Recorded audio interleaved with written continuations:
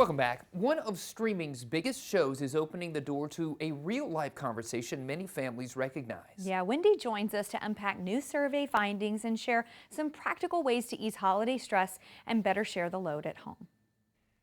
Peacock's hit streaming series All Her Fault is doing more than entertaining viewers. It's sparking a national conversation about parenting pressure and who's really carrying the mental load at home. That's right, and we're joined by Wendy to break down a new survey result and share some practical ways that families can feel more supported, especially during the busy holiday season. Hey, Wendy, thanks for joining us.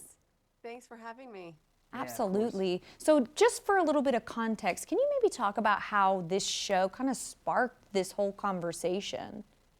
So right in the very first episode, Sarah Snook's character is going to pick up her son Milo, and he's not there. You know, something has gone wrong with this play date, and he has been kidnapped. And immediately, all fingers point to the mom.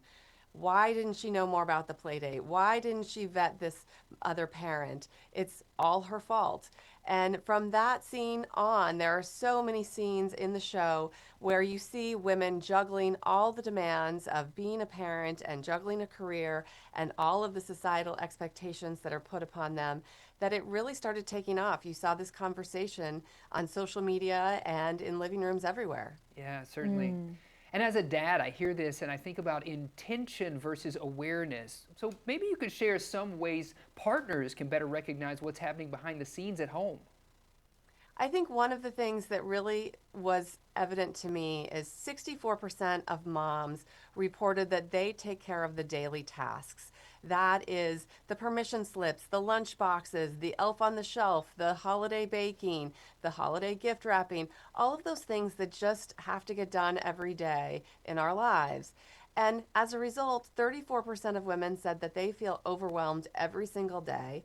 Another third said they feel that way several times a week. So you can imagine the stress that is happening in so many households across America. Yeah. And that's why we have to really have this conversation and start to think about, how do we change this? Yeah, absolutely. And you know, this survey kind of highlighted how invisible a lot of that work can be. I'm curious, why do you think these everyday responsibilities a lot of times go unnoticed?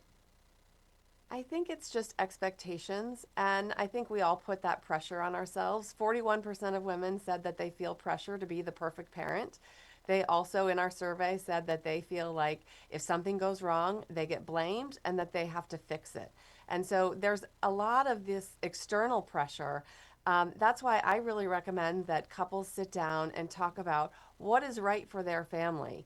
That gives you something to really come back to when those kind of creeping societal expectations come in and tell you, oh, you need to do this a little differently. Yeah. Yeah. And you may have just answered my next question, but I'm going to ask anyway, because during the holidays especially, everything seems to pile up, and maybe you have some conversation advice families can have now to make this season feel a little more balanced. I think there's two things that I would recommend. One, moms told us that they really don't want to hear their partner say, how can I help? What can I do? Then they literally have another thing on their to-do list, which is create your to-do list. So instead, look around, dive right in, see what needs to be done, and just do it.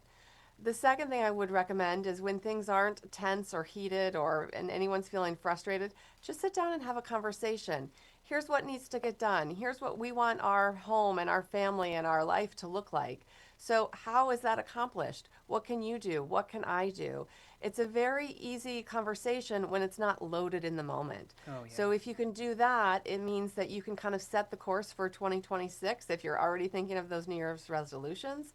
It's also a conversation that you can come back to and repeat in another month or 2 months to make sure everyone is feeling, that they can do what they can do on their plates without the stress and overwhelm that we saw so apparent in our survey. Yeah, certainly. Absolutely. Well, Wendy, thank you so much Thank you. for joining us and sharing all of that. It's been super fascinating.